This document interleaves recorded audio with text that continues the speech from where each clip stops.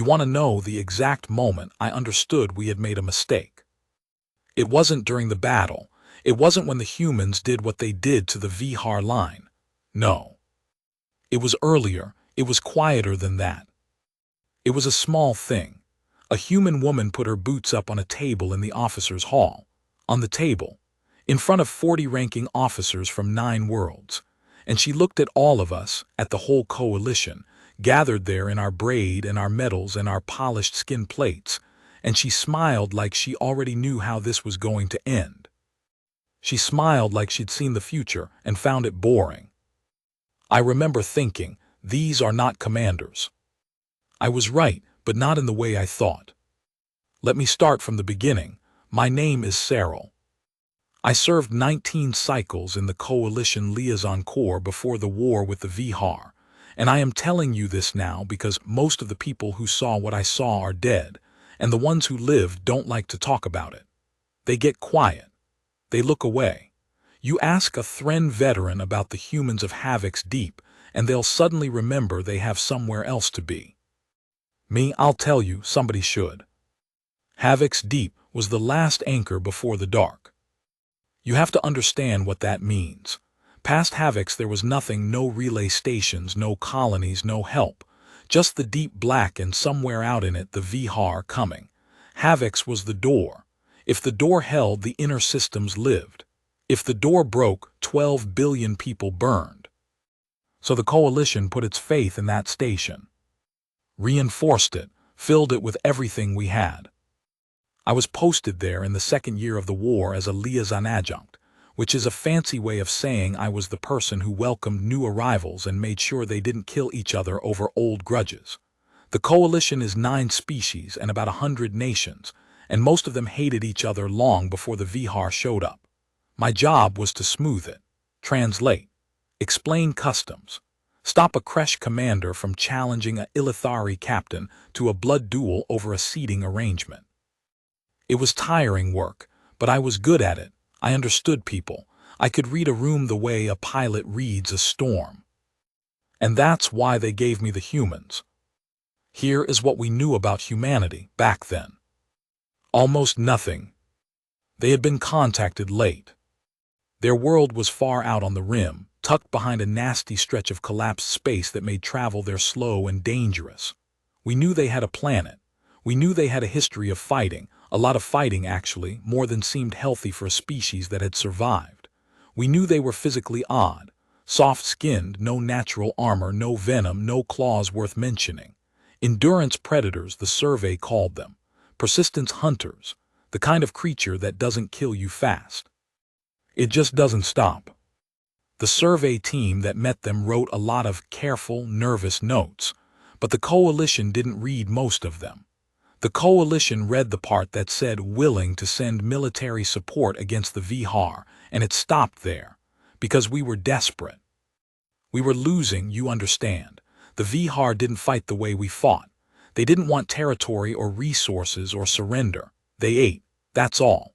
A Vihar swarm would descend on a world and strip it, the buildings, the ground, the people, the air itself, and move on, leaving a clean rock behind. No survivors, no prisoners. No point in talking to them because they had nothing to say. We'd lost 4 systems in 3 years. We were bleeding.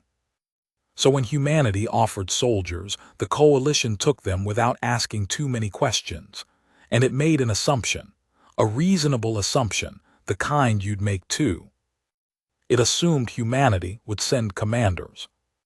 Let me explain what a commander is, in the coalition sense. A coalition commander is a work of art. We breed them essentially. Not by blood, by system. From childhood, our officer castes are trained in the old disciplines: strategy, honor code, formal war. A Kresh commander can recite the 9 symmetries of engagement. An Ilithari fleet captain has memorized 4,000 years of naval doctrine. When 2 coalition forces meet, there's a whole language to it: ranks, bows, formal challenges, and formal yieldings. War, to us, is a conversation between equals. A terrible conversation, but a conversation. You send your best, your finest. Your commander steps forward and their commander steps forward, and the thing is decided with as much grace as slaughter allows. That's what we expected from Earth. We expected them to look at us, admire us, and try to imitate us, send their most polished officers, their nobles, their sons of great houses in shining armor, eager to learn our ways and earn our respect. That is not what Earth sent. Earth sent the third expeditionary. I was on the receiving deck when their ship came in. It was ugly. I'll be honest, it was the ugliest thing I'd ever seen fly. Coalition ships are beautiful, sculpted, elegant, every line meaning something. The human ship looked like someone had welded scrap together in a hurry and then decided the welds looked strong enough, so why bother making it pretty? It was gray, patched. There were marks on the hull, dark scorches that nobody had bothered to clean off. Battle scars, worn like they were proud of them. It docked hard, too hard. The whole deck rang. A Kresh liaison beside me flinched and muttered something rude about pilots. Then the ramp came down and the humans walked out, and the deck went quiet. I want to describe them properly, because first impressions matter, and mine was wrong in every way that counted. There were maybe 40 of them. They wore gray and green, dull colors, no shine, no braid, no display of rank that I could read. Their armor was scarred like their ship. Some of them had marks painted on it, symbols I didn't understand. Their faces were bare, that surprised me. Coalition officers wear formal masks for arrivals out of respect. These humans just showed their faces, tired faces, hard faces. A few of them were chewing on something. One of them was asleep, or pretending to be, propped against the wall, arms folded. They didn't line up, they didn't bow. They just walked out, looked around at our beautiful station and our polished officers, and I watched something pass across their faces that I didn't have a word for yet. Later I'd learn the word. Humans use it a lot. Unimpressed. Their leader came forward. I stepped out to meet her, my translation band warm at my throat, my whole body arranged in the welcome posture we're taught: open hands, lowered crest, the small tilt that says you are safe here, you are honored here. She was not tall for a human. I know that now. Then I had no reference. She had dark skin and dark hair pulled back tight, and a scar through one eyebrow, and eyes that moved over me and my posture and my open hands and cataloged all of it in about half a second and then moved on. "Cyril," I said. My own name offered first the greatest courtesy. "Liaison Adjunct, I'm honored to receive you. Welcome to Havoc's Deep." The band translated. She listened. Then she said something and the band gave it to me in my own tongue, and the word it chose was flat and short. "Sokolova," she said. "Captain, where do you want us?" Not where would you like us to go, not we are grateful for your hospitality, just where do you want us? A question about storage. Where do you want the crates? I remember I actually paused. My whole script, all the formal welcome I'd prepared, the honoring of a new ally speech I'd rehearsed, it just sort of died in my throat. "You must be tired from your journey," I tried. "There will be a reception.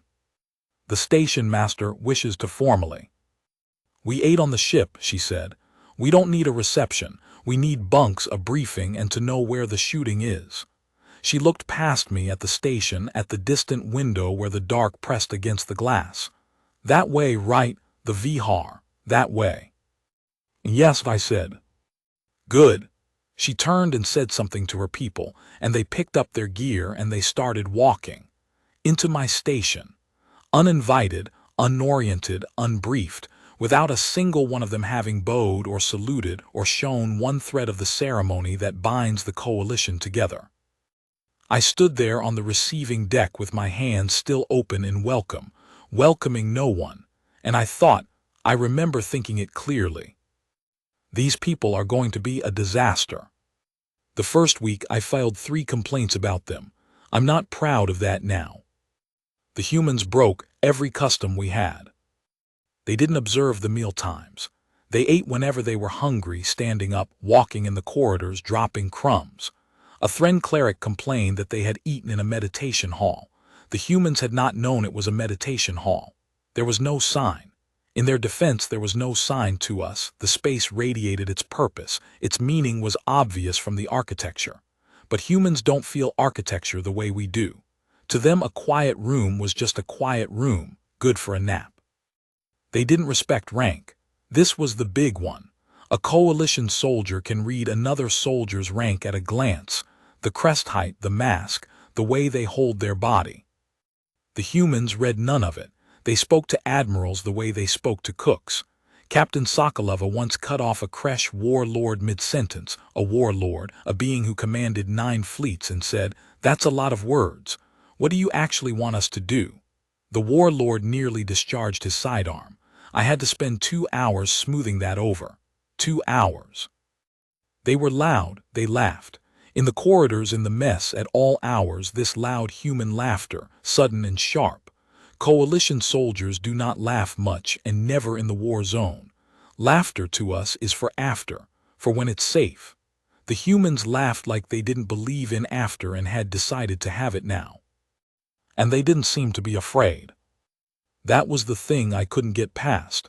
Everyone on Havix was afraid. Every single soul on that station carried the fear of the Vihar like a stone in the chest. We didn't talk about it, but it was there, in the way people moved, the way they slept badly, the way voices dropped when the dark was mentioned. The humans didn't carry it, or if they did, they carried it somewhere I couldn't see. They played card games. They fixed their ugly ship.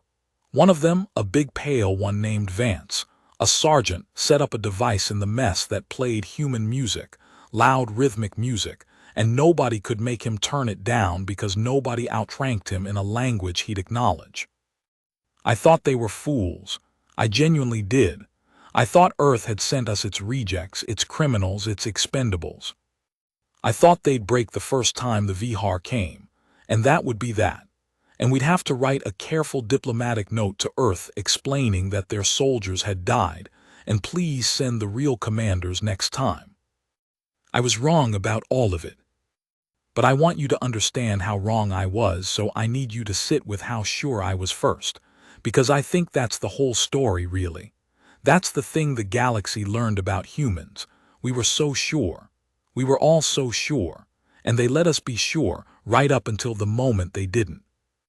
Let me tell you about the table. The officers' hall on Havix Deep was the pride of the station. 9 species had contributed to it. The floor was Kresh stone, dark and veined with silver. The ceiling was an Illithari lightweave that showed the stars of the inner systems, the ones we were dying to protect. Along the walls hung the banners of the coalition nations, and at the center stood the great table, the war table, where strategy was decided. Being allowed to sit at that table was an honor most officers spent their careers earning. The humans got seats at it because we needed them for the battle, nothing more. It was a practical decision that the ceremonial officers hated. The night I'm telling you about, we had gathered for a war council. The Vihar swarm had been detected, a big one, the biggest yet, 16 hours out and closing. This was the assault we'd feared. This was the door being tested. The hall was full, 40-some ranking officers. Admiral Threk of the Kresh, who commanded the defense, Fleet Mother Ossian of the Illithari, clerics, strategists, the whole high command of Havix Deep, and the humans down at one end in their scarred gray, looking bored. Admiral Threk laid out the plan. It was a good plan, I want to say that. It was a classical plan, a coalition plan, elegant and sound. Our fleets would form the threefold wall, 3 defensive layers, the outer to blunt the swarm, the middle to channel it, the inner to hold the station itself. Every ship had a place. Every place had a meaning. Threk spoke of the 9 symmetries, of holding formation, of the honor of the line. The other coalition officers nodded and murmured their approval. It was the plan our doctrine demanded. It was the correct plan. And down at the end of the table, a human made a sound. It was small, a short breath through the nose. In my language there's no word for it, but I've since learned the human word, a scoff. The hall went quiet. Admiral Threk turned his great head. You have something to say, human. It wasn't Sokolova. It was one of the others, a lean one, older, with gray coming into his hair and a face like cracked leather. His name was Okonkwo, a major I'd later learn, though he wore his rank so lightly I never would have guessed. He was leaning back in his chair with his arms folded. "Nah," Okonkwo said, "it's your funeral, go ahead." The band translated funeral, and the whole hall tensed. It's an ugly thing to say to a commander before a battle. Threk's crest rose. "You mock the threefold wall. This formation has held for 4,000 years. Against who?" Okonkwo said. "Against every foe the coalition has faced." "Yeah," Okonkwo nodded slowly. "Against people, enemies that think like you, enemies that see a wall and go, huh, a wall, better respect the wall." He leaned forward. "The Vihar don't respect the wall, the Vihar don't respect anything. You know what a wall is to a thing that eats? It's a longer meal." Nobody spoke. And that's when Sokolova put her boots up on the table. I have thought about that gesture for a long time. At the time it seemed like the height of disrespect. She put her scarred boots up on the war table of 9 worlds, right on the Kresh stone, and she leaned back, and she looked at all of us with those flat, unafraid eyes, and she said, "Here's what's going to happen. And here is the strange thing. Here is the thing I still can't fully explain." Nobody stopped her. Admiral Threk should have had her removed. Fleet Mother Ossian should have called for the challenge right. Any of 40 officers could have stood and demanded her ejection for the insult. It was well within their right. But nobody moved. Nobody said a word. Because in that flat human voice, in those unafraid eyes, in the boots on the table, there was something none of us had. Certainty. Real certainty, the kind that doesn't need braid or a mask or 4,000 years of doctrine. She wasn't performing rank. She had something, some hard knowing, and every animal instinct in that room recognized it and shut up to listen. I felt it too. That old part of me, the part below the liaison training, below the customs and the courtesies, that part recognized a predator when it heard one, and it went still. "Your plan holds the line," Sokolova said. "Great, the line holds. Then it holds a little less, then a little less. Then it doesn't. That's how it always goes with something that just keeps coming. You can be perfect. You can hold perfect formation for 6 hours. And then someone's tired, someone blinks, one ship drifts, and the whole beautiful wall comes apart at once, because that's what walls do. They don't bend, they break all at the same time." She let that sit. "We don't hold lines." "Then what do you do?" Threk asked. And I noticed, and it chilled me that his voice had changed. He wasn't challenging her anymore. He was asking. Sokolova smiled. I'd never seen her smile before. It wasn't a warm thing. It was the smile of someone who's about to tell you the answer to a question you didn't want the answer to. "We don't stop them at the door," she said. "We let them come through the door. And then we make the room behind the door the worst place they've ever been." The plan she laid out was insane. I mean that. By every principle of coalition warfare, it was madness. It violated the symmetries. It abandoned the line. It gave ground willingly, deliberately gave ground, which to a coalition officer is the deepest shame there is. She wanted to open the wall. Just open it. Let the Vihar swarm pour through the gap, into the killing space behind, where the humans would be waiting. Not in ships. On foot.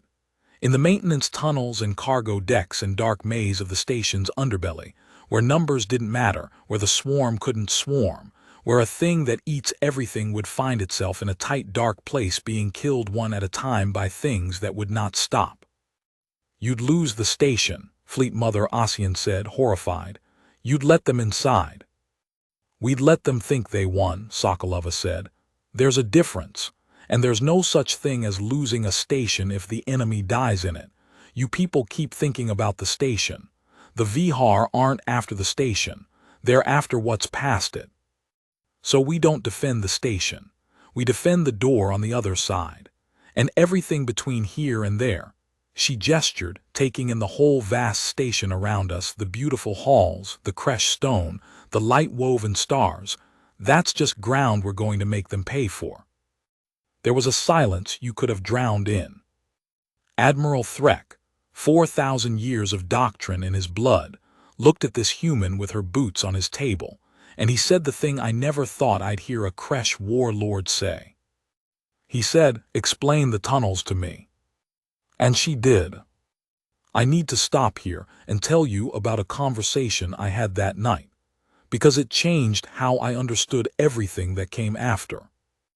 After the council broke, I found the human Major, Okonkwo, in a corridor near the human quarters. He was doing something to his weapon, cleaning it, I think, though I'd never seen a coalition soldier clean their own weapon. We have casts for that. He did it without looking, his hands moving on their own, his eyes somewhere else. I don't know why I stopped. I think I needed to understand. My whole life had been understanding people, reading them, and these humans had defeated me completely, and I couldn't stand it. "Major," I said, "may I ask you something?" He glanced up. "You're the welcome guy, Cyril." "Yes." "You've been filing complaints about us." It wasn't a question, he almost smiled. "Napping in the church room, the music, Sokolova's boots." I felt a flush of shame in my crest. My duty is to maintain. "It's fine." He went back to his hands, his weapon. "Ask your question." I gathered myself. In the council, Captain Sokolova said something. She said there is no such thing as losing a station if the enemy dies in it. I paused. By our understanding of war, that is monstrous. War is not about the enemy dying. It is about the outcome, the honorable outcome. The line held or the line fell. What she described is not war. It is only killing. Okonkwo was quiet for a while. His hands stopped. Then he said something I've never forgotten. "You want to know the difference between your commanders and us," he said. "It's not skill. Your people are good. Threck's a smart old bastard. I mean that as a compliment. It's not courage either. I've seen your people die brave." He looked up at me. "The difference is that you're still fighting a war. And we stopped a long time ago, believing there was such a thing." "I don't understand." "War's a thing people made up," he said. "The lines, the honor, the rules, the conversation, like your admiral said. That's a story two sides agree to tell each other, so the killing has some shape to it, so it means something. And it works when both sides believe the story." He set the weapon down. "The Vihar don't believe the story. There's no conversation.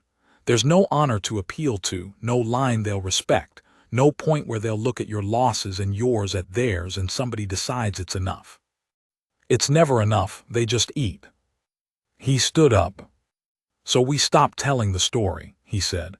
"We looked at a thing that just wants to eat everything you love and we said, okay. No rules then, no shape, no honor, just you don't get to have it, whatever it costs, you don't get to have it." He shouldered his weapon.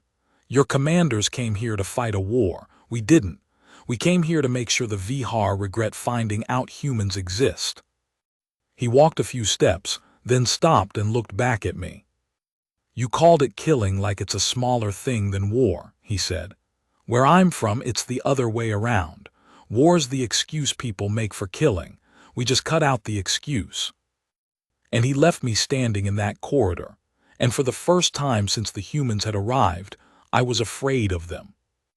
The Vihar came at the 16th hour, exactly as predicted. I was in the station's command spire when the first sensor touch came in, and I will never forget the sound the room made.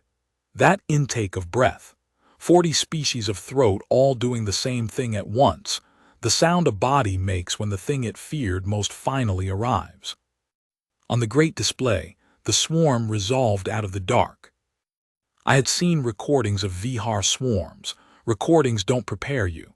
The thing filled the display edge to edge, a moving darkness like spilled ink, like a stain crawling across the stars, and it was made of individuals, millions of them, each one a Vihar, each one a set of jaws and a hunger with nothing behind it. They didn't fly in formation. They didn't need to. They flowed, a tide, a weather. And they came straight for the door, for us, for Havoc's deep. Admiral Threck gave the order. And the wall opened. Against every instinct in his ancient blood, Threk gave the order to open the threefold wall, to pull the ships aside, to make a gap. I watched the coalition fleets, beautiful, disciplined, 4,000 years of doctrine, peel back from the center and leave a hole in the middle of the defense. A dark, inviting hole leading straight to the station, straight to the door, straight to everything. And the Vihar, being a hunger with nothing behind it, being a thing that could not resist an opening, poured into the gap. They flooded toward the station like water toward a drain, millions of them. And as they came, I saw, on the internal displays, in the deep tunnels and cargo bays and maintenance mazes of Havoc's Deep, in the dark places behind the door, I saw 40 humans waiting. Just 40, in the dark, in their scarred gray, waiting for a tide of monsters to come and drown them. And they weren't afraid. I could see them on the feeds and they weren't afraid. Vance had his music playing one last time, low and rhythmic. Okonkwo was leaning against a bulkhead with his eyes closed like he was resting. And Sokolova stood at the mouth of the main tunnel, where the flood would hit first and hardest, checking her weapon one final time, and she looked up into the camera, right into it, right at me, as if she knew I was watching, and she gave a small nod. Not a salute, not a bow. Just a nod, the kind you give someone before you go do a hard thing, the kind that says, "Watch, you're going to want to remember this." Then the Vihar hit the station, and the lights of Havoc's Deep went red, and the killing began.